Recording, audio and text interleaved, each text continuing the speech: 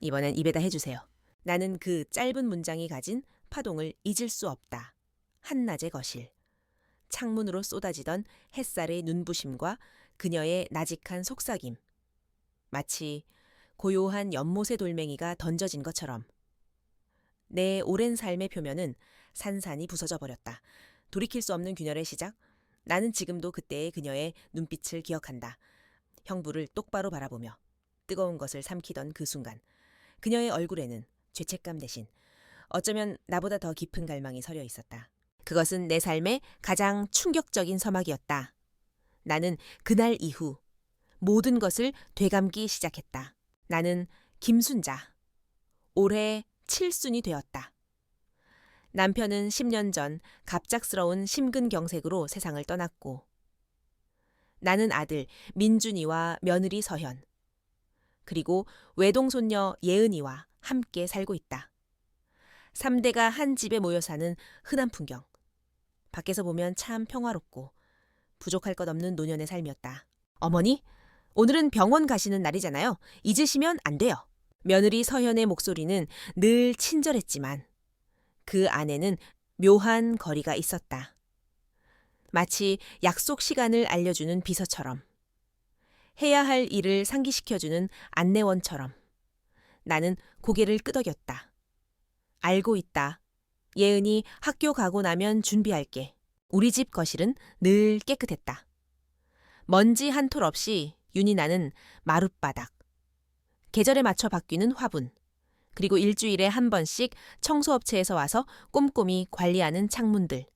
모든 것이 완벽하게 정돈되어 있었다. 하지만 이상하게도 나는 그 공간에서 내 냄새를 맡을 수 없었다. 내가 살고 있는 곳이라는 느낌이 들지 않았다. 그저 잠시 머물다 가는 손님 같았다. 그날 아침, 나는 거실 한복판에서 낯선 물건 하나를 발견했다. 내가 잠든 사이에 가져다 놓은 것 같았다. 연한 갈색 나무로 만들어진 등바디가 고추선 작은 의자였다. 푹신한 소파나 안락의자와는 거리가 먼. 마치 어딘가에서 잠시 빌려온 듯한 느낌을 주는 의자. 나는 그 의자 앞에 한참을 서 있었다. 이건 뭘까? 누구를 위한 걸까? 내게 묻지 않고 왜 이런 것을 가져다 놓았을까? 문득 그 의자가 내 자리라는 생각이 들었다. 며느리와 아들이 소파에 앉아 TV를 보거나 대화를 나눌 때 나는 늘 구석진 자리에 앉아 있었다. 그들이 불편하지 않도록 대화에 끼어들지 않고 조용히 존재하려 애썼다. 어쩌면 저 의자는 이제 공식적으로 나를 위한 공간이 된 걸까? 그 사실이 내 가슴을 옥죄었다. 나는 그 의자를 만져보았다. 차갑고 딱딱한 감촉이 손끝으로 전해져 왔다. 그날 밤, 나는 잠자리에 들기 전 침대에 앉아 창밖을 내다보았다. 불이 꺼진 거실에는 어둠만 가득했다. 그리고 그 어둠 속에서 나는 낯선 의자의 실루엣을 보았다. 마치 나를 기다리고 있는 것처럼. 나의 자리를 미리 정해놓은 것처럼. 그때였다. 문득 오래전의 꿈 하나가 떠올랐다. 그것은 남편이 살아있던 시절의 꿈이었다. 나는 젊었고 부엌에서 분주하게 저녁 식사를 준비하고 있었다.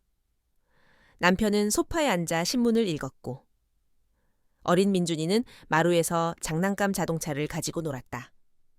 나는 콧노래를 흥얼거리며 김치찌개를 끓였고 그 냄새는 온 집안에 퍼졌다. 따뜻하고 평화로운 꿈이었다. 하지만 그 꿈의 끝은 늘 똑같았다. 갑자기 부엌등이 꺼지고 집안 전체가 칠흑 같은 어둠에 잠겼다. 나는 길을 잃은 아이처럼 부엌을 서성였다. 그때 멀리서 민준이의 울음소리가 들려왔다. 엄마, 무서워 엄마. 나는 그 소리를 따라가려 했지만 발이 바닥에 붙어버린 것처럼 움직일 수 없었다. 나는 무섭고 불안한 마음으로 아들의 이름을 부르려 했지만 목소리가 나오지 않았다. 그리고 그 순간 나는 어둠 속에서 거대한 그림자 하나를 보았다. 그것은 바로 오늘 아침 내가 보았던 그 의자와 같은 모습이었다. 차갑고 텅 빈. 나는 소스라치게 놀라 꿈에서 깨어났다. 심장이 아직도 쿵쾅거리고 온몸에 식은땀이 흘렀다. 그 꿈을 꾸지 않은 지 10년도 더 되었는데 왜 갑자기 지금 이 순간 다시 떠오른 걸까? 나는 베개를 끌어안고 한참 동안 앉아 있었다. 그 의자가 그저 평범한 가구가 아닐지도 모른다는 섬뜩한 예감이 내 가슴을 짓눌렀다. 이 집은 원래 내 집이었다. 남편과 함께 땀 흘려 장만했고 아이를 키우며 수많은 추억을 쌓아 올린 곳이었다. 하지만 언제부터였을까? 이 집은 내 아들과 며느리의 것이 되었고 나는 그저 그들의 삶에 잠시 얹혀 사는 존재가 되었다. 물론 그들은 나를 잘 챙겼다. 매달 용돈을 꼬박꼬박 챙겨주었고 몸이 아프면 병원에 데려갔다. 며느리는 아침마다 나에게 건강보조제를 챙겨주었고 손녀 예은이는 할머니. 할머니 하며 내 뒤를 졸졸 따라다녔다. 할머니. 오늘 학교에서 그림 그렸어요. 할머니 생각하면서 그렸어요. 예은이는 늘 내게 예쁜 그림을 건네주었다. 그림 속에는 늘 환하게 웃는 할머니가 있었다. 그 그림을 볼 때마다 나는 가슴 한켠이 따뜻해지는 동시에 어딘가 아려왔다. 그림 속에 나는 진짜 내가 아니었다. 나는 언제나 미소를 짓고 있었지만 그 미소는 마음속 깊은 곳에서 우러나온 것이 아니었다. 그저 손녀의 눈에 비친 좋은 할머니의 모습을 연기하고 있었을 뿐이었다. 진짜 나는 어디에 있었을까? 진짜 나는 며느리가 차려준 밥상 앞에서 말없이 숟가락을 뜨고 있었고 텔레비전을 보며 혼자 소리 없는 한숨을 쉬고 있었다. 진짜 나는 밤늦게까지 컴퓨터를 하는 아들의 방문 앞에서 서성이다가 조용히 내 방으로 돌아왔다. 이 집에 들어선 지 10년이 넘었지만 나는 이 집의 진짜 주인이 아니었다. 나는 그날 이후로 낯선 의자를 계속해서 의식했다. 낮에도, 밤에도. 거실을 지나갈 때마다 그 의자가 나를 응시하고 있는 것 같았다. 마치 내 운명을 미리 알고 있는 것처럼. 나는 그 의자를 피하려 애썼지만 그럴수록 그 존재감은 더욱 커져갔다. 어느 날 오후 예은이가 학교를 마치고 집에 돌아왔다. 예은이는 활기차게 거실로 들어서더니 낯선 의자 앞에 멈춰 섰다. 엄마, 이 의자는 뭐야? 새로 샀어. 응, 예은아, 할머니 편하게 앉으시라고 엄마가 하나 샀어. 며느리 서현은 예은이에게 미소를 지으며 대답했다. 며느리는 나를 보며 어머니, 이제 소파 불편해하지 마시고 여기 앉으세요. 라고 말했다. 그 순간 나는 내 온몸의 피가 차갑게 식는 것을 느꼈다. 며느리의 친절한 말 한마디가 왜 그렇게 차갑게 느껴졌을까? 왜 그 의자가 나를 위한 것이라는 사실이 나에게는 가장 날카로운 비수가 되었을까? 나는 그 의자에 앉지 않았다.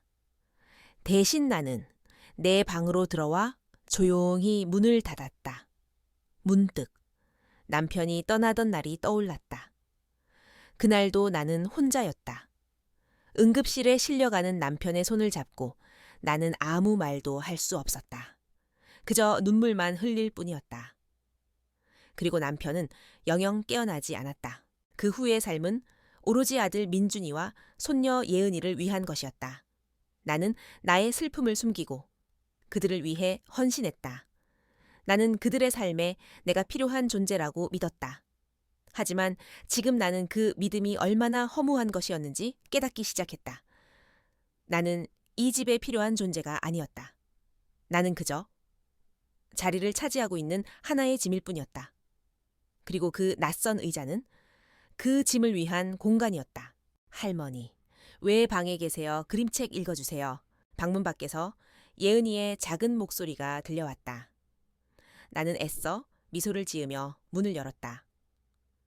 예은이는 내 손을 잡고 거실로 나를 이끌었다. 예은이는 나를 소파가 아닌 그 낯선 의자 앞에 앉혔다. 그리고 내 무릎에 기대어 그림책을 펼쳤다. 나는 그림책을 읽어주면서도 내내 그 의자의 딱딱한 감촉을 느꼈다. 그날 밤. 나는 오래전의 꿈을 다시 꾸었다. 칠흑 같은 어둠 속에 홀로 서 있는 나. 그리고 나를 향해 다가오는 거대하고 차가운 의자의 그림자. 나는 다시 한번 깨어났다. 이번에는 눈물 대신 한숨이 터져 나왔다. 내게 남은 시간이 얼마일까? 나는 이 의자에 얼마나 더 앉아 있어야 할까? 나는 아직도 알지 못했다. 내 삶의 새로운 장이 바로 이 낯선 의자에서 시작될 줄은. 우리 집에서 가장 따뜻하고 가장 활기 넘쳤던 공간은 부엌이었다. 아니, 적어도 나에게는 그랬다. 남편과 아이의 웃음소리가 스며들고 보글보글 끓는 김치찌개 냄새가 온 집안을 채우던 곳. 나는 그곳에서 하루의 절반 이상을 보냈다. 엄마, 오늘 저녁엔 계란찜 해줘요. 예은이가 제일 좋아하거든요. 며느리 서현이 나에게 말했다. 그 말을 들으며 나는 고개를 끄덕였지만 내 발은 부엌으로 향하지 못했다. 부엌은 이제 나의 공간이 아니었다. 깨끗하고 정돈된 그곳은 서현의 영역이었다. 서현은 내가 부엌에 들어가는 것을 싫어하는 것은 아니었다. 하지만 내가 무언가를 하려고 하면 어머니, 제가 할게요. 힘드시잖아요. 라며 늘 나를 소파에 앉혔다. 처음에는 그녀의 친절에 감사했다. 하지만 시간이 흐를수록 그것이 나의 무능함을 확인시켜주는 일종의 방식이라는 것을 깨달았다. 나는 이제 더 이상 가족을 위해 요리할 수 있는 존재가 아니었다. 며칠 전 나는 몰래 부엌에 들어가 냉장고를 열었다. 냉장고 안에는 온갖 종류의 유기농 채소와 수입 식료품, 그리고 깔끔하게 포장된 반찬들이 가득했다. 내가 직접 담근 김치나 된장 같은 것은 없었다. 서현은 인터넷으로 모든 것을 주문했고 배달된 반찬들은 늘 정갈하고 맛깔스러워 보였다. 하지만 나는 그 속에서 내가 만든 김치찌개의 칼칼한 맛이나 갓 담근 된장찌개의 구수한 냄새를 느낄 수밖에 없었다. 내 손맛이 깃든 음식, 그것이 가족을 하나로 묶어주던 소중한 연결고리였다는 것을 나는 깨달았다. 어머니, 뭐 찾으세요? 서연이 부엌으로 들어서며 말했다. 나는 황급히 냉장고 문을 닫았다. 아니, 그냥 물 좀 마시려고. 내 목소리는 부자연스럽게 떨렸다. 서연은 아무 말 없이 컵에 물을 따라 내게 건넸다. 그녀의 눈빛에는 의심이나 비난의 기색은 없었지만 나는 내 존재 자체가 그녀에게 불편함을 주는 것 같아 죄스러웠다. 그날 밤 나는 잠들지 못하고 오래전의 기억을 더듬었다. 남편과 처음 이 집으로 이사 왔던 날, 낡고 오래된 부엌이었지만 남편과 함께 칠하고 꾸미면서 우리의 보금자리를 만들었다. 나는 그 부엌에서 매일 새벽 남편의 도시락을 쌌고 어린 민준이의 이유식을 만들었다. 부엌은 나의 놀이터였고 나의 성전이었다. 여보, 당신이 해준 된장찌개가 세상에서 제일 맛있어. 남편은 늘 그렇게 말해주었다. 그 말 한마디가 나를 힘나게 했다. 밤늦게까지 야근하고 돌아온 남편에게 따뜻한 밥을 차려주며 그의 지친 어깨를 토닥여주던 순간들. 그 모든 기억이 마치 어제 일처럼 생생했다. 그런데 지금은 어떠한가? 부엌에는 나를 위한 자리가 없다. 며느리가 차려주는 밥을 먹는 것. 그것이 나의 유일한 역할이었다. 나는 이 집에서 가장 중요한 역할을 빼앗겼다는 것을 깨달았다. 그것은 단순히 요리를 할 수 없다는 문제가 아니었다. 그것은 내가 더 이상 가족의 중심이 아니라는 것을 의미했다. 나는 내 방 한 구석에 있는 낡은 사진첩을 꺼냈다. 빛바랜 사진들 속에는 젊은 나와 남편, 그리고 어린 민준이의 모습이 담겨 있었다. 사진 속에 나는 늘 활짝 웃고 있었다. 행복해 보였다. 그때 나는 매일매일이 바쁘고 힘들었지만 그래도 살아있다는 느낌을 받았다. 내가 만든 음식을 가족들이 맛있게 먹어주는 모습을 보는 것만으로도 나는 충분히 행복했다. 그런데 이제 나는 무엇을 위해 살고 있는 걸까? 며느리가 차려주는 밥을 먹고 손녀의 재롱을 보고 그리고 그저 가만히 앉아 시간을 보내는 것. 그것이 나의 남은 삶일까? 그 생각에 나는 가슴이 먹먹해졌다. 다음 날 아침, 나는 용기를 내어 부엌으로 들어갔다. 서현은 이미 아침 식사를 준비하고 있었다. 어머니, 밥 먹으세요? 그녀는 나를 보며 미소 지었지만 나는 그녀의 미소 속에서 묘한 어색함을 느꼈다. 서현아, 오늘 아침은 내가 할게. 내 입에서 나온 말에 서현은 잠시 놀란 듯 멈칫했다. 어머니, 괜찮아요. 제가 다 했어요. 서연은 나에게 밥그릇을 건넸다. 하지만 나는 밥그릇을 받지 않았다. 아니, 내가 끓인 된장찌개가 먹고 싶어서. 오래전부터 안 끓여서 맛이 있을지는 모르겠다만. 내 말에 서현의 표정이 굳어졌다. 그녀는 잠시 침묵하다가 말했다. 어머니, 된장찌개는 제가 끓여놨어요. 그리고 냉장고에 재료가 없으실 텐데요. 나는 그녀의 말에 상처를 받았다. 그녀는 내가 된장찌개를 끓일 능력이 없다고 생각하는 것 같았다. 아니, 그보다 더 중요한 것은 그녀가 나의 공간인 부엌을 완벽하게 통제하고 있다는 사실이었다. 나는 이 집에서 가장 중요한 공간인 부엌에서 쫓겨난 존재였다. 나는 아무 말 없이 며느리가 차려준 밥상 앞에 앉았다. 서연이 끓인 된장찌개는 깔끔하고 맛도 좋았다. 하지만 나는 그 속에서 아무런 감정도 느낄 수 없었다. 남편이 세상에서 제일 맛있다고 했던 내 된장찌개의 맛, 그 따뜻하고 구수한 맛이 그리웠다. 그날 이후 나는 부엌에 들어가는 것을 포기했다. 내가 끓인 된장찌개, 내가 담근 김치, 내가 만든 음식은 이제 그저 추억 속에만 존재하는 것이 되었다. 나는 그 낯선 의자에 앉아 며느리가 차려주는 밥을 먹고 조용히 시간을 보냈다.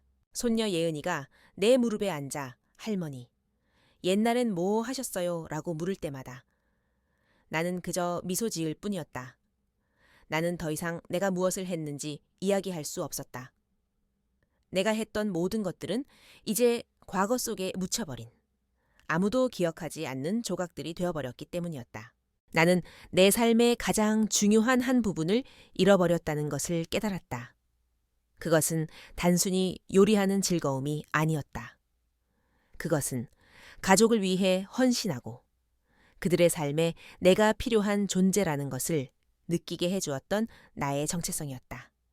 나는 이제 그 정체성을 잃어버리고 그저 이름뿐인 할머니, 이름뿐인 어머니로 살아가고 있었다. 어머니, 이번 황금 연휴에 저희 다 같이 여행 갈까요? 예은이도 너무 좋아할 거예요. 며느리 서연이 활짝 웃으며 말했다.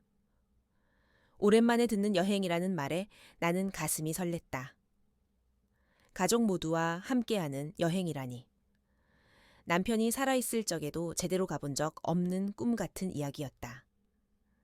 나는 조용히 미소 지으며 고개를 끄덕였다. 그래, 좋지. 어디로 갈 건데? 아직 정하지는 않았는데 공기 좋고 경치 좋은 곳으로 알아보려고요. 어머니도 좋아하시겠죠? 서연은 나에게 확인하듯 물었다. 나는 다시 고개를 끄덕였다. 그녀는 내 손을 잡고 어머니, 모처럼 바람 쐴 생각에 벌써 기분 좋으시죠? 라며 활기찬 목소리로 말했다.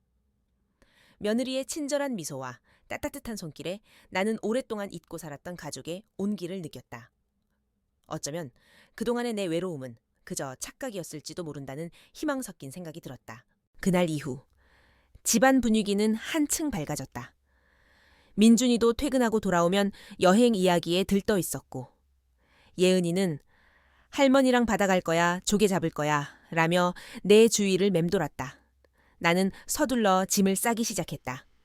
내가 입을 옷, 그리고 혹시 모를 상황을 대비해 간단한 비상약까지 챙겼다. 그러다 문득 며느리 서연의 행동이 어딘가 이상하다는 것을 깨달았다.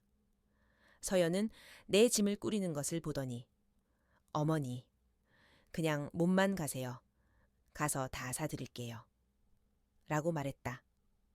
하지만 그녀의 손은 내 옷가지를 챙기는 대신 내 서랍장 깊숙한 곳에 넣어두었던 오래된 사진첩과 돋보기, 그리고 내가 쓰던 다이어리 등을 꺼내 정리하고 있었다. 서연아, 그건 왜? 내가 묻자 서연은 잠시 당황한 표정을 짓더니 이내 환하게 웃으며 말했다. 아, 이거요. 어머니 여행 가시는 동안 먼지 쌓일까봐 미리 치워두려고요. 신경 쓰지 마세요. 나는 서현의 말에 더 이상 묻지 않았다. 하지만 마음 한구석에는 묘한 불안감이 자리 잡았다. 며느리는 그날 밤 늦게까지 민준이와 작은 목소리로 대화를 나누었다. 나는 거실 소파에 앉아 그들의 대화를 들으려 애썼지만 알아들을 수 없었다. 다만 민준이의 목소리에서 왠지 모를 미안함과 단호함이 동시에 느껴졌다. 다음 날 아침, 나는 아들에게 조심스럽게 물었다.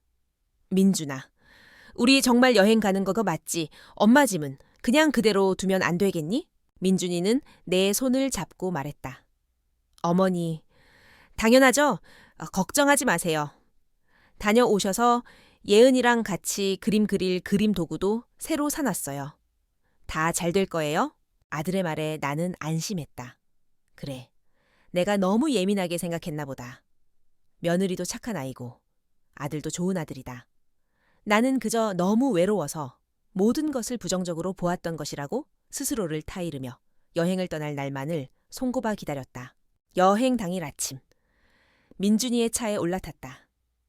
서연은 내 옆자리에 앉아 어머니, 편히 주무세요.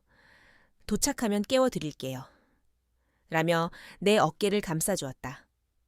나는 며느리의 따뜻한 손길에 다시 한번 안심했다. 하지만 차가 출발하고 1시간쯤 지났을까.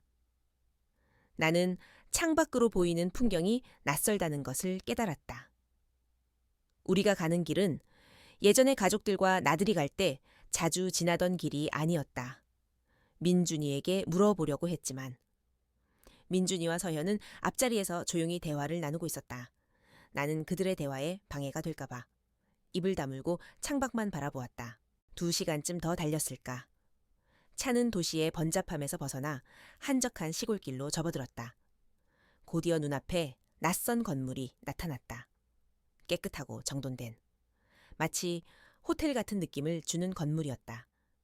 건물의 입구에는 행복 실버타운이라는 글자가 새겨져 있었다. 그 순간 나는 내 머릿속의 모든 퍼즐 조각들이 맞춰지는 듯한 느낌을 받았다. 며칠 전 서현이 내 짐을 정리하던 모습, 민준이의 미안한 눈빛, 그리고 그들이 내게 말했던 여행이라는 단어의 진짜 의미. 나는 그 자리에서 얼어붙은 듯 아무 말도 할 수 없었다. 어머니, 도착했어요. 민준이의 목소리가 들려왔다. 나는 그제야 정신을 차리고 민준이를 바라보았다. 민준이의 눈에는 미안함과 슬픔이 가득했지만 그보다 더 큰 것은 안도감이었다. 나는 차에서 내렸다. 차갑고 낯선 공기가 내 볼을 스쳤다. 서연은 내 손을 잡고 어머니, 여기 공기 좋죠. 예전부터 어머니 모시고 오고 싶었던 곳이에요. 라며 애써 밝은 목소리로 말했다. 나는 며느리의 거짓말에 아무 대답도 할 수 없었다. 내 눈에 들어온 것은 건물 앞에 놓여있는 작은 의자였다. 며칠 전. 내 방에 들어와 있던 그 낯선 의자와 똑같이 생긴 의자였다. 그 의자는 마치 나를 기다리고 있었던 것처럼 그 자리에 놓여 있었다. 어머니, 방 보러 가실까요? 서연의 말에 나는 정신을 차렸다. 나는 민준이와 서현, 그리고 낯선 직원의 안내를 받으며 건물 안으로 들어갔다. 그들의 친절함은 내게 더 큰 상처가 되었다. 나는 그들의 행동에서 내가 더 이상 가족의 일원이 아니라는 것을, 내가 그들에게는 이미 과거의 존재가 되어버렸다는 것을 깨달았다. 나는 내 방으로 안내되었다. 방은 깨끗하고 창밖으로는 아름다운 정원이 보였다. 하지만 나는 그 방에서 나의 흔적을 전혀 찾을 수 없었다. 내 물건은 하나도 없었고 모든 것이 낯설었다. 내가 살던 집과 너무나도 다른 완벽하게 통제된 공간. 민준이는 내 손을 잡고 말했다. 어머니, 여기서 지내시면 친구분들도 많이 사귀고 취미 생활도 하시고 얼마나 좋으세요. 저희가 자주 찾아올게요. 예은이도 할머니 보고 싶다고 난리일 거예요. 아들의 말에 나는 아무 대답도 할 수 없었다. 내 마음속에는 분노나 슬픔보다 텅 비어버린 것 같은 허무함만 가득했다. 나는 내가 그동안 얼마나 나약하고 의존적인 존재였는지 깨달았다. 나는 스스로의 삶을 살지 않고 오로지 가족을 위해 희생하며 살아왔다. 그리고 그 희생은 결국 나를 이 낯선 곳으로 이끌었다. 나는 민준이와 서현이가 돌아가는 뒷모습을 창문 너머로 바라보았다. 그들의 뒷모습은 홀가분해 보였다. 나는 그들이 나를 버렸다는 사실보다 내가 그들의 삶에 더 이상 필요 없는 존재가 되어버렸다는 사실에 더 큰 절망감을 느꼈다. 그날 밤 나는 홀로 침대에 누워 천장을 바라보았다. 며칠 전 꾸었던 꿈이 다시 떠올랐다. 어둠 속에 홀로 서 있던 나. 그리고 나를 향해 다가오던 거대한 의자의 그림자. 이제 나는 그 꿈의 의미를 알 것 같았다. 그 의자는 나를 기다리고 있었던 것이 아니라 나를 삼키려 하고 있었던 것이다. 나는 이제 그 의자에 갇힌 아무것도 할 수 없는 존재가 되었다. 나는 울지 않았다. 눈물은 나오지 않았다. 그저 멍하니 천장을 바라보며 내 삶이 어떻게 여기까지 오게 되었는지 곱씹었다. 그리고 그 속에서 나는 내가 잃어버린 나의 진짜 모습을 찾기 시작했다. 나는 그들의 뒷모습을 한참 동안 바라보았다. 창문 밖으로 멀어져가는 민준이의 차. 그 차의 뒷모습은 홀가분해 보였다. 나는 그들이 나를 버렸다는 사실보다 내가 그들의 삶에 더 이상 필요 없는 존재가 되어버렸다는 사실에 더 큰 절망감을 느꼈다. 그날 저녁, 낯선 방에 홀로 앉아 나는 벽에 걸린 그림을 보았다. 밝은 색채의 꽃 그림이었다. 아름다운 그림이었지만 내 눈에는 그저 텅 빈 공간을 채우기 위한 장식품처럼 느껴졌다. 나는 그 그림 앞에서 한참을 서 있었다. 어머니, 저녁 드세요. 문 밖에서 한 젊은 직원이 나를 불렀다. 그녀의 목소리는 친절했지만 그 안에는 묘한 사무적인 느낌이 있었다. 마치 식당에서 손님에게 주문을 받는 것처럼 기계적이고 정해진 규칙에 따라 행동하는 것 같았다. 나는 아무 말 없이 그녀를 따라 식당으로 향했다. 식당에는 이미 많은 사람들이 앉아 있었다. 그들의 얼굴은 하나같이 무표정했다. 밥을 먹는 것에 집중하거나 창밖을 멍하니 바라볼 뿐 서로 대화를 나누는 사람은 거의 없었다. 나는 그들의 모습에서 나의 미래를 보았다. 며느리가 차려주는 밥을 먹으며 홀로 앉아있던 나의 모습. 이곳은 그 모습이 확장된 거대한 공간이었다. 나는 밥을 먹는 많은 둥 자리에서 일어났다. 직원은 나에게 어머니, 더 드시지 않으세요? 라고 물었지만 나는 고개를 저을 뿐이었다. 나는 다시 내 방으로 돌아왔다. 침대에 앉아 천장을 바라보았다. 머릿속은 온통 혼란스러웠다. 민준이는 왜 나에게 거짓말을 했을까? 서연이는 왜 내 짐을 정리하면서 아무 말도 하지 않았을까? 예은이는 이 사실을 알고 있었을까? 나는 손녀의 해맑은 얼굴을 떠올렸다. 할머니랑 바다에 가고 싶다고. 조개를 잡고 싶다고 했던 그 목소리가 귓가에 맴돌았다. 나는 눈물이 났다. 아니, 눈물이 쏟아져 나왔다. 그동안 꾹꾹 눌러왔던 슬픔과 분노, 배신감이 한꺼번에 터져 나왔다. 나는 베개를 끌어안고 소리 없이 울었다. 울고 또 울었다. 내 삶의 모든 것이 부정당한 것 같았다. 나는 한평생 가족을 위해 희생하며 살았다.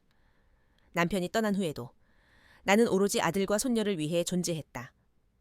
하지만 그들은 나의 희생을 당연하게 받아들였다. 그리고 결국 나를 이곳으로 보냈다. 다음 날 아침. 나는 거울 속의 나를 보았다. 퉁퉁 부은 눈, 푸석한 얼굴, 그리고 텅 빈 눈동자. 나는 거울 속의 낯선 여자에게 물었다. 넌 누구니? 너는 왜 이렇게 혼자야? 거울 속의 여자는 아무 대답도 하지 않았다. 나는 그날 이후로 며칠 동안 방 밖으로 나가지 않았다. 식사 시간에도 방에 틀어박혀 있었다. 직원이 나에게 어머니, 식사는 하셔야죠. 라며 음식을 가져다 주었지만 나는 그들의 친절도 버거웠다. 그들의 친절은 마치 내가 불쌍한 존재임을 확인시켜주는 것 같았다. 나는 그들의 동정 어린 시선을 견딜 수 없었다. 사흘째 되는 날. 나는 민준이에게 전화를 걸었다. 신호음이 몇 번 울린 후에 민준이가 전화를 받았다. 어머니, 잘 지내세요. 거기 공기 좋죠. 민준이의 목소리는 여전히 밝고 활기찼다. 나는 그 목소리에서 아무런 죄책감도 느낄 수 없었다.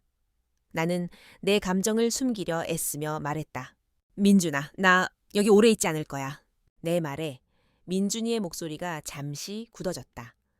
어머니, 무슨 말씀이세요? 서연이가 얼마나 힘들게 알아본 곳인데 나도 알아. 하지만 나는 여기서 지낼 수 없어. 내가 왜 여기에 와야 하는지 모르겠어. 내 말에 민준이는 한숨을 쉬었다.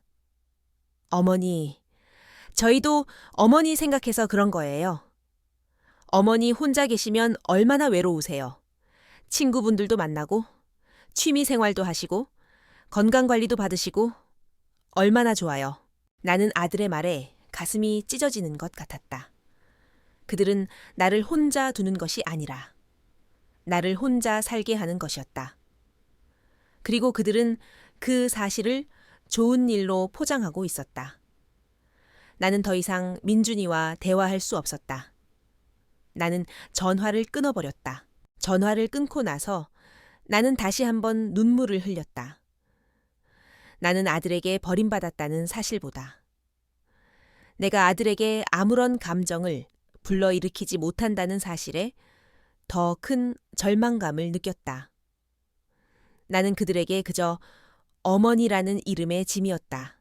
그날 밤 나는 다시 한번 과거를 회상했다. 어린 민준이가 내 품에 안겨 잠들었던 밤, 열이 나서 밤새도록 보채던 날들, 남편이 일찍 세상을 떠난 후 민준이와 단둘이 힘겹게 살아가던 시간들. 나는 오로지 민준이 하나만을 바라보고 살았다. 내가 민준이를 위해 얼마나 많은 것을 포기했는지, 얼마나 많은 눈물을 흘렸는지 민준이는 결코 알지 못할 것이다. 아니, 알려고 하지 않았을 것이다. 나는 침대에서 일어나 창밖을 내다보았다. 창밖은 칠흑 같은 어둠이었다. 나는 그 어둠 속에서 나의 지난 날들을 보았다. 내가 희생하고 내가 포기했던 수많은 시간들, 그 시간들이 모여 지금의 나를 만들었다. 그리고 나는 그 시간들을 후회했다. 나는 왜 나를 위해 살지 않았을까? 나는 왜 그들의 삶에 나를 맞추려 애썼을까? 나는 문득 깨달았다. 나는 그저 그들의 삶에 기대어 살고 있었던 것이다. 내가 그들에게 의존했기 때문에 그들도 나를 짐처럼 생각했을 것이다. 나는 더 이상 그들에게 의존하고 싶지 않았다. 나는 나 자신을 위해 살고 싶었다. 나는 자리에서 일어나 방 한 구석에 있는 낡은 가방을 꺼냈다. 그 가방 안에는 남편이 남겨준 유품들과 함께 내가 젊은 시절부터 모아온 통장이 들어있었다. 나는 통장을 꺼내보았다. 오래전에 잊고 있었던 작은 금액들이 차곡차곡 쌓여 있었다. 그 돈은 나의 쌈짓돈이었다. 내가 며느리 모르게 아껴 쓰고 아껴 모았던 나만의 비상금이었다. 그 통장을 보는 순간 나는 다시 한번 눈물을 흘렸다. 하지만 이번에는 슬픔의 눈물이 아니었다. 그것은 희망의 눈물이었다. 나는 이 돈으로 무엇을 할 수 있을까? 나는 이 돈으로 다시 나의 삶을 시작할 수 있을까? 나는 창문 너머의 어둠을 보며 조용히 중얼거렸다. 민준아, 서연아, 나는 너희의 짐이 아니야. 나는 나야. 이제부터라도 나 자신을 위해 살아갈 거야. 나는 그날 밤 잠들지 않고 낡은 가방을 꼼꼼히 정리했다. 통장과 함께 내가 젊은 시절부터 써온 일기장도 꺼냈다. 일기장 속에는 내가 잊고 살았던 나의 꿈들이 적혀 있었다. 화가가 되고 싶었던 꿈, 여행을 다니고 싶었던 꿈, 그리고 나만의 작은 찻집을 열고 싶었던 꿈. 나는 그 꿈들을 보며 다시 한번 가슴이 뛰는 것을 느꼈다. 나는 이제 그 꿈들을 향해 한 발 한 발 나아가려 한다. 비록 늦었지만 이제부터라도 나는 나 자신을 위해 살아갈 것이다. 나는 그날 이후 며칠 동안 방 밖으로 나가지 않았다. 식사 시간에도 방에 틀어박혀 있었다. 직원이 나에게 어머니, 식사는 하셔야죠. 라며 음식을 가져다 주었지만 나는 그들의 친절도 버거웠다. 그들의 친절은 마치 내가 불쌍한 존재임을 확인시켜주는 것 같았다. 나는 그들의 동정 어린 시선을 견딜 수 없었다. 그동안 꾹꾹 눌러왔던 슬픔과 분노, 배신감이 한꺼번에 터져나왔다. 나는 베개를 끌어안고 소리 없이 울었다. 울고 또 울었다. 내 삶의 모든 것이 부정당한 것 같았다. 나는 한평생 가족을 위해 희생하며 살았다. 남편이 떠난 후에도. 나는 오로지 아들과 손녀를 위해 존재했다. 하지만 그들은 나의 희생을 당연하게 받아들였다. 그리고 결국 나를 이곳으로 보냈다. 사흘째 되던 날, 나는 거울 속에 나를 보았다. 퉁퉁 부은 눈, 푸석한 얼굴, 그리고 텅 빈 눈동자. 나는 거울 속에 낯선 여자에게 물었다. 넌 누구니? 너는 왜 이렇게 혼자야? 거울 속의 여자는 아무 대답도 하지 않았다. 나는 그저 멍하니 그녀를 바라볼 뿐이었다. 그날 밤, 나는 다시 한번 과거를 회상했다. 어린 민준이가 내 품에 안겨 잠들었던 밤, 열이 나서 밤새도록 보채던 날들, 남편이 일찍 세상을 떠난 후 민준이와 단둘이 힘겹게 살아가던 시간들. 나는 오로지 민준이 하나만을 바라보고 살았다. 내가 민준이를 위해 얼마나 많은 것을 포기했는지, 얼마나 많은 눈물을 흘렸는지 민준이는 결코 알지 못할 것이다. 아니, 알려고 하지 않았을 것이다. 나는 침대에서 일어나 창밖을 내다보았다. 창밖은 칠흑 같은 어둠이었다. 나는 그 어둠 속에서 나의 지난 날들을 보았다. 내가 희생하고 내가 포기했던 수많은 시간들. 그 시간들이 모여 지금의 나를 만들었다. 그리고 나는 그 시간들을 후회했다. 나는 왜 나를 위해 살지 않았을까? 나는 왜 그들의 삶에 나를 맞추려 애썼을까? 나는 문득 깨달았다. 나는 그저 그들의 삶에 기대어 살고 있었던 것이다. 내가 그들에게 의존했기 때문에. 그들도 나를 짐처럼 생각했을 것이다. 나는 더 이상 그들에게 의존하고 싶지 않았다. 나는 나 자신을 위해 살고 싶었다. 나는 자리에서 일어나 방 한 구석에 있는 낡은 가방을 꺼냈다. 그 가방 안에는 남편이 남겨준 유품들과 함께 내가 젊은 시절부터 모아온 통장이 들어있었다. 나는 통장을 꺼내보았다. 오래전에 잊고 있었던 작은 금액들이 차곡차곡 쌓여 있었다. 그 돈은 나의 쌈짓돈이었다. 내가 며느리 모르게 아껴 쓰고 아껴 모았던 나만의 비상금이었다. 그 통장을 보는 순간 나는 다시 한번 눈물을 흘렸다. 하지만 이번에는 슬픔의 눈물이 아니었다. 그것은 희망의 눈물이었다. 나는 이 돈으로 무엇을 할 수 있을까? 나는 이 돈으로 다시 나의 삶을 시작할 수 있을까? 나는 이 돈으로 이곳을 벗어나 나만의 삶을 찾아 떠날 수 있을까? 나는 창문 너머의 어둠을 보며 조용히 중얼거렸다. 민준아, 서연아, 나는 너희의 짐이 아니야. 나는 나야.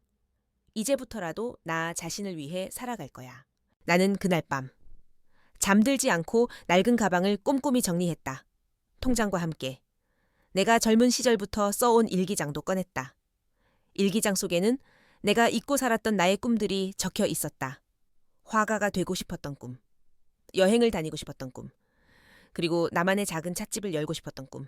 나는 그 꿈들을 보며 다시 한번 가슴이 뛰는 것을 느꼈다. 나는 이제 그 꿈들을 향해 한 발 한 발 나아가려 한다. 비록 늦었지만 이제부터라도 나는 나 자신을 위해 살아갈 것이다. 그렇게 나는 며칠 동안의 방황을 끝내고 새로운 삶을 시작하기로 결심했다. 다음 날 아침, 나는 방을 나서 식당으로 향했다. 식당에는 많은 사람들이 있었다.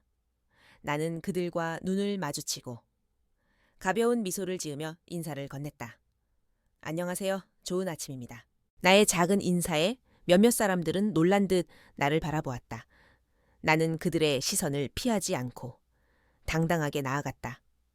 나는 더 이상 숨지 않을 것이다. 나는 더 이상 비참해하지 않을 것이다. 나는 나 자신을 위해 그리고 나를 사랑하는 사람들을 위해 다시 한번 일어설 것이다. 나는 그날 이후 며칠 동안 방황을 끝내고 새로운 삶을 시작하기로 결심했다. 다음 날 아침, 나는 방을 나서 식당으로 향했다. 식당에는 많은 사람들이 있었다. 나는 그들과 눈을 마주치고 가벼운 미소를 지으며 인사를 건넸다.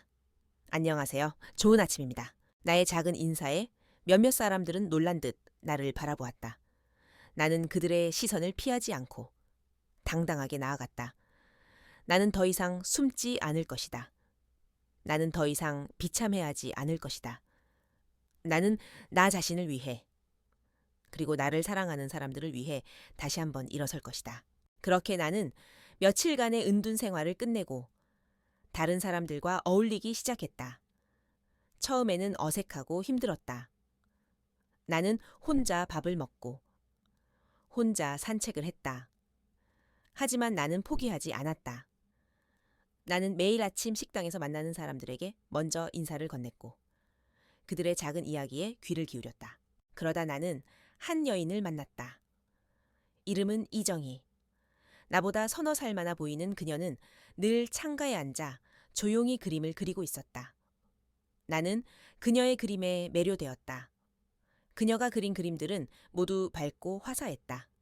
창밖의 풍경, 꽃, 그리고 사람들의 모습.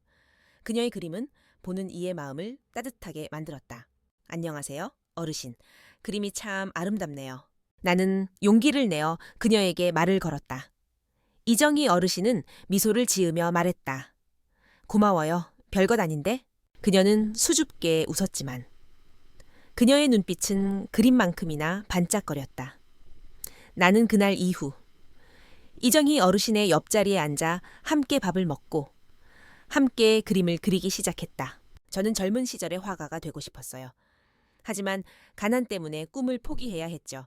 평생을 공장에서 일하다가 남편이 떠난 후에야 다시 붓을 들게 되었어요.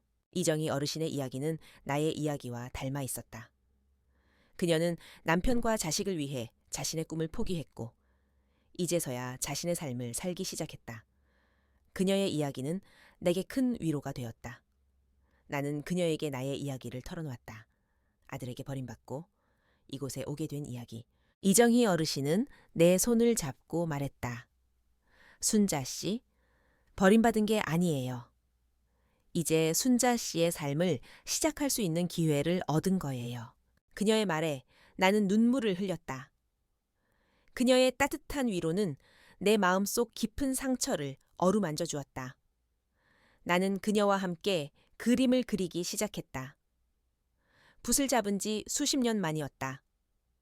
내 손은 굳어 있었고 그림은 엉망이었다.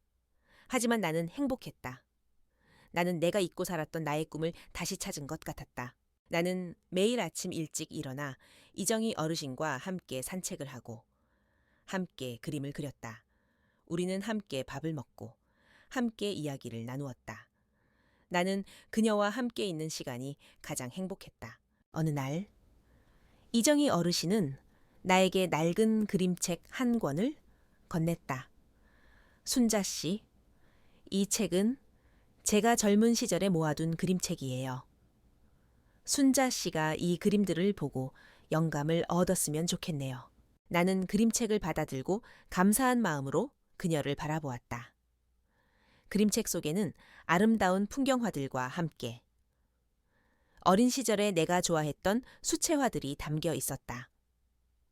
나는 그 그림들을 보며 내가 잊고 살았던 나의 감성을 다시 찾았다. 나는 그날 밤 늦게까지 잠들지 못하고 그림책을 보았다. 그리고 문득 내가 그리고 싶었던 그림이 무엇인지 깨달았다. 나는 내가 살았던 집의 부엌을 그리고 싶었다. 남편과 아들의 웃음소리가 가득했던 나의 삶이 녹아있던 그 부엌을. 나는 다음 날 아침 이정희 어르신에게 말했다. 어르신, 저는 제가 살았던 집의 부엌을 그리고 싶어요. 이정희 어르신은 내 말을 듣고 미소 지었다. 그래요. 순자 씨. 순자 씨가 가장 행복했던 곳을 그리면 돼요. 그게 바로 순자 씨의 진짜 삶이니까요. 나는 이정희 어르신의 말에 용기를 얻었다. 나는 매일매일 부엌을 그리기 시작했다. 나의 그림은 처음에는 엉망이었지만 점차 나아졌다. 나는 그림 속에서 내가 잃어버렸던 나의 삶을 다시 찾았다. 그림을 그리는 동안 나는 내가 얼마나 많은 것을 희생하며 살았는지, 그리고 내가 얼마나 많은 사랑을 받았는지 깨달았다. 나는 더 이상 슬퍼하지 않았다. 나는 더 이상 외로워하지 않았다. 나는 이정희 어르신과 함께 그림을 그리며 나의 삶을 채워나갔다. 나는 이제 더 이상 버림받은 존재가 아니었다. 나는 나 자신을 찾은 새로운 삶을 시작한 김순자였다. 나는 이정희 어르신과 함께 그림을 그리며 나의 삶을 채워나갔다. 나는 이제 더 이상 버림받은 존재가 아니었다. 나는 나 자신을 찾은 새로운 삶을 시작한 김순자였다. 어느 화창한 오후였다. 나는 이정희 어르신과 함께 정원에서 그림을 그리고 있었다. 그때 내 전화기가 울렸다. 화면에 뜬 이름은 오래전에 잊고 지냈던 친구 정숙이었다. 우리는 결혼 후 각자의 삶을 살아가느라 연락이 끊긴 지 10년도 더 되었다. 나는 잠시 망설이다가 전화를 받았다. 순자야, 너 맞니? 나 정숙인데. 수화기 너머로 들려오는 정숙이의 목소리는 여전히 활기찼다. 나는 나도 모르게 미소를 지었다. 정숙아, 오랜만이다. 어떻게 내 번호를 알았어? 어유, 어렵게 찾았지. 우리 동창회 한다고 해서 내 소식 알아보려다가 내 아들한테 물어봤지. 정숙이의 말에 나는 가슴이 철렁했다. 민준이가 정숙이에게 내 번호를 알려주었다니. 민준이는 내가 이곳에 와서도 여전히 그들의 삶에 속해 있다고 생각하는 것일까? 하지만 정숙이의 목소리는 너무나 반가웠다. 나는 민준이의 행동에 대한 복잡한 감정을 잠시 접어두고 정숙이와 즐거운 대화를 나누었다. 순자야, 우리 동창회 이번 주말인데 너도 올 거지? 정숙이의 말에 나는 망설였다. 글쎄, 내가 지금 좀 멀리 있어서 나는 내가 실버타운에 있다는 사실을 정숙이에게 말하기가 어려웠다. 하지만 정숙이는 개의치 않고 말했다. 무슨 소리야? 순자야. 우리 다 늙어서 이제 아무도 신경 안 써. 그냥 와서 얼굴이나 보자. 네가 오지 않으면 나 안 갈 거야. 정숙이의 말에 나는 결국 동창회에 가기로 마음먹었다. 나는 이정희 어르신에게 이 사실을 알렸다. 어르신, 제가 이번 주말에 동창회에 가요. 괜찮을까요? 이정희 어르신은 내 손을 잡고 말했다. 순자 씨, 당연히 가야죠. 새로운 사람을 만나는 것도 좋지만 옛 친구들을 만나는 것도 삶의 큰 기쁨이에요. 가서 즐거운 시간 보내고 오세요. 이정희 어르신의 따뜻한 격려에 나는 용기를 얻었다. 나는 동창회에 갈 생각에 들떴다. 오랜만에 만나는 친구들은 어떤 모습일까? 우리는 어떤 이야기를 나누게 될까? 동창회 당일, 나는 오랜만에 화장을 하고 가장 아끼는 옷을 입었다. 거울 속의 나는 예전의 내가 아니었다. 하지만 나는 거울 속의 낯선 여자가 싫지 않았다. 그녀의 눈빛은 예전보다 훨씬 더 단단해 보였다. 정숙이와 몇몇 친구들이 미리 나와 나를 반겼다. 우리는 서로의 얼굴을 보며 웃고 떠들었다. 순자야, 너 하나도 안 변했다. 무슨 소리야? 너야말로 여전하네. 우리는 함께 식사를 하고 함께 노래를 불렀다. 친구들은 나에게 그동안 어떻게 지냈는지 물었고 나는 내가 겪었던 일들을 솔직하게 털어놓았다. 내가 실버타운에 있다는 사실을 말했을 때 친구들은 놀라기는 했지만 나를 동정하거나 불쌍하게 여기지 않았다. 순자야, 너 대단하다. 어떻게 그런 결심을 했어? 한 친구가 내게 말했다. 나는 그들의 말에 오히려 당황했다. 내가 대단한 일을 한 것일까? 나는 그저 내 삶을 찾기 위해 노력했을 뿐인데. 동창회가 끝나고 정숙이와 나는 단둘이 카페에 앉아 이야기를 나누었다. 정숙이는 나에게 말했다. 순자야, 사실 나도 얼마 전에 남편이랑 이혼했어. 나는 놀라서 정숙이를 바라보았다. 정숙이는 조용히 웃으며 말했다. 남편이 바람을 피웠거든. 처음엔 정말 모든 게 무너지는 줄 알았어. 하지만 시간이 지나고 보니 그동안 내가 남편의 아내로만 살아왔다는 것을 깨달았지. 이제는 나 자신을 위해 살고 싶어. 정수기의 이야기는 나에게 큰 감동을 주었다. 우리는 서로의 아픔을 위로하고 서로의 새로운 삶을 응원해 주었다. 우리는 함께 울고 웃으며 다시 시작할 수 있다는 희망을 얻었다. 집으로 돌아오는 길. 나는 창밖으로 보이는 풍경을 보며 생각했다. 나는 혼자가 아니었다. 나처럼 아픔을 겪고 나처럼 새로운 삶을 시작하려는 사람들이 세상에 많이 있었다. 나는 그들과 함께 남은 삶을 살아갈 수 있다는 용기를 얻었다. 그날 밤 나는 침대에 누워 잠들지 못하고 생각했다. 민준이에게 다시 전화를 걸어 내가 이곳에서 잘 지내고 있다는 것을, 그리고 내가 이곳에 남기로 결심했다는 것을 말해줘야겠다고. 나는 더 이상 민준이에게 의존하지 않을 것이다.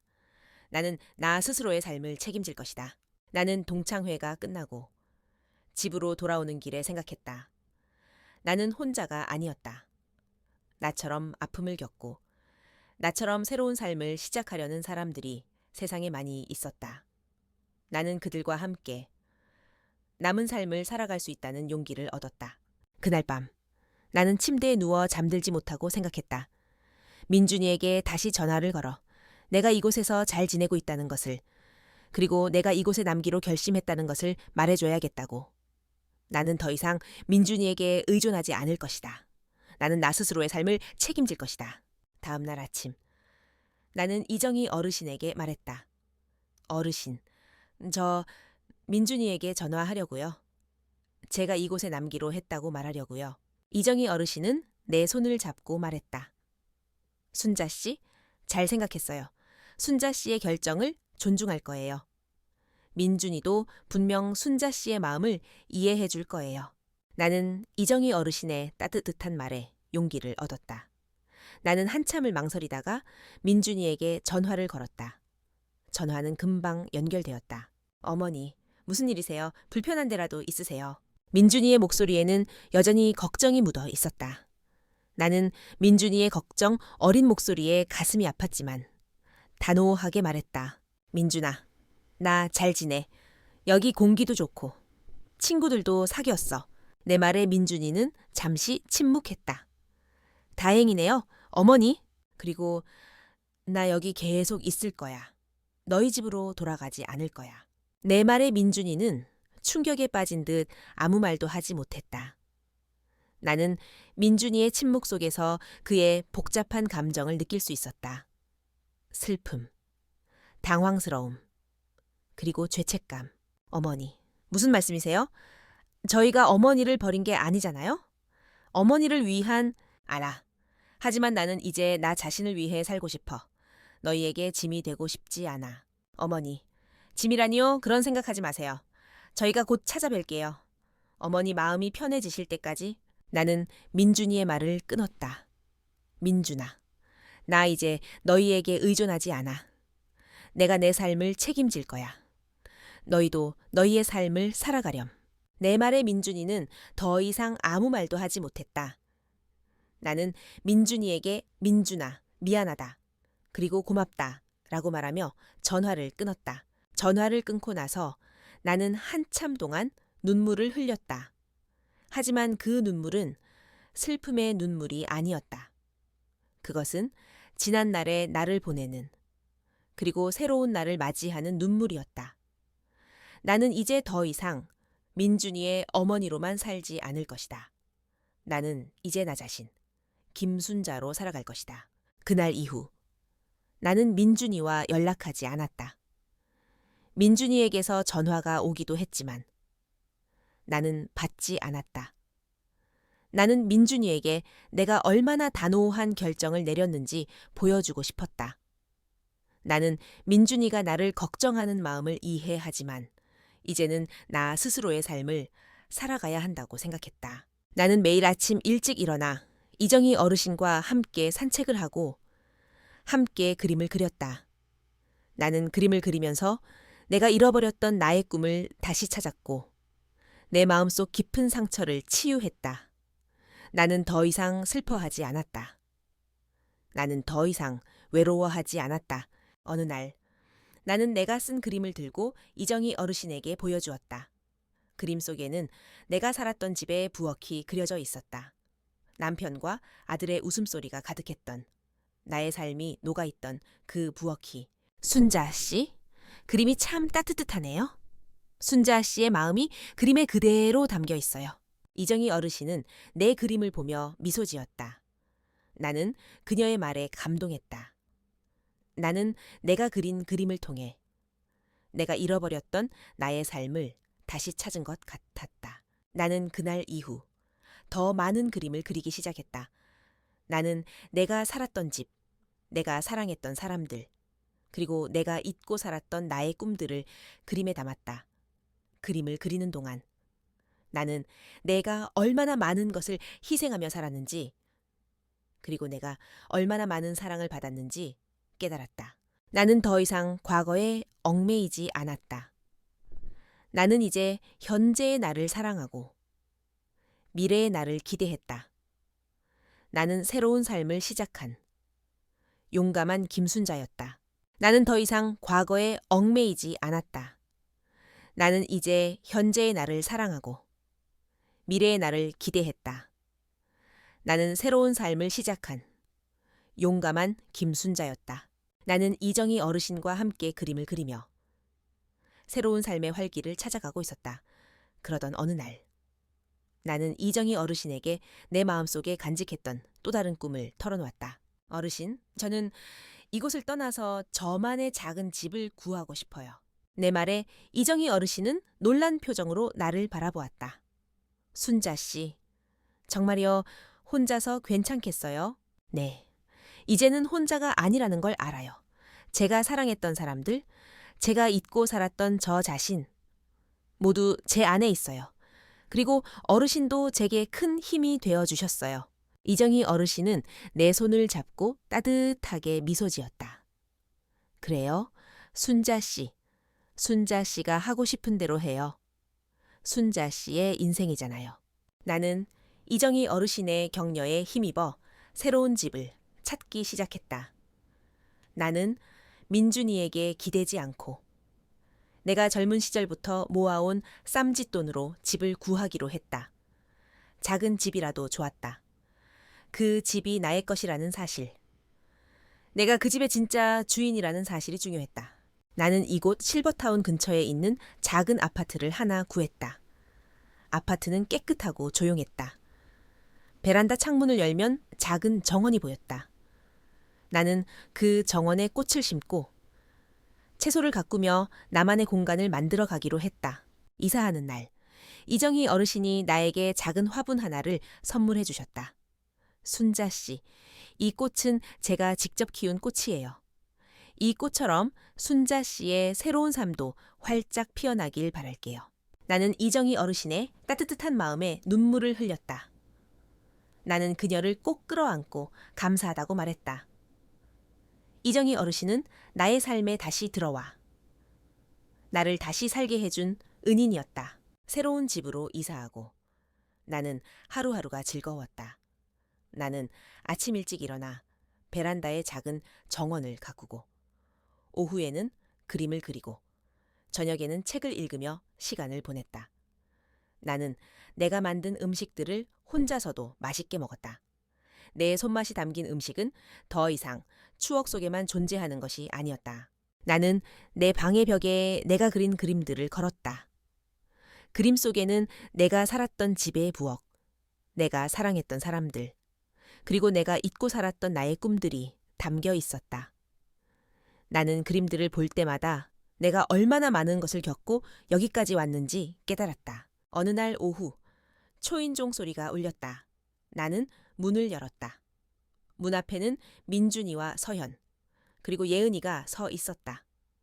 나는 그들을 보고 놀랐지만 당황하지 않았다. 어머니, 저희 왔어요. 왜 연락도 없이 이사를 하셨어요?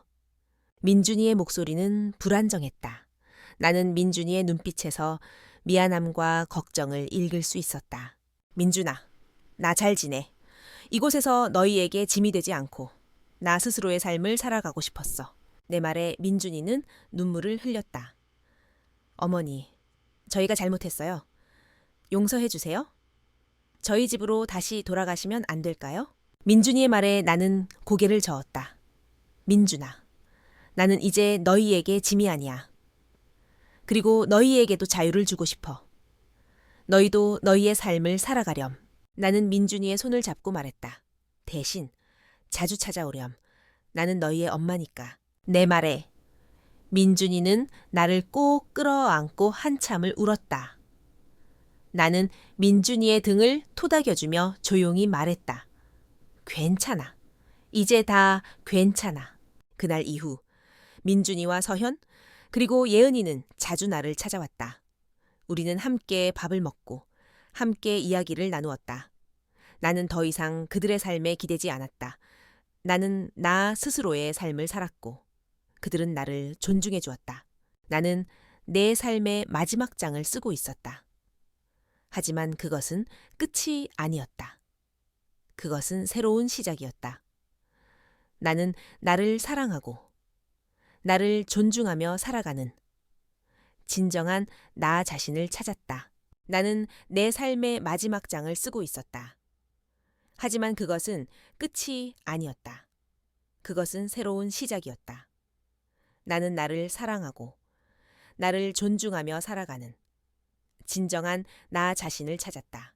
나는 매일 아침 일찍 일어나 베란다에 작은 정원을 가꾸고 오후에는 그림을 그리고 저녁에는 책을 읽으며 시간을 보냈다.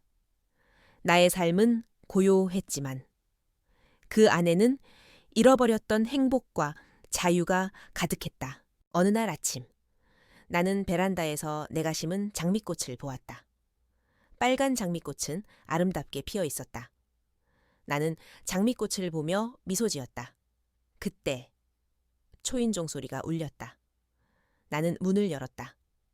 문 앞에는 민준이와 서현 그리고 예은이가 서 있었다. 할머니 저희 왔어요. 예은이는 활기찬 목소리로 나를 불렀다. 나는 예은이를 꼭 끌어안았다.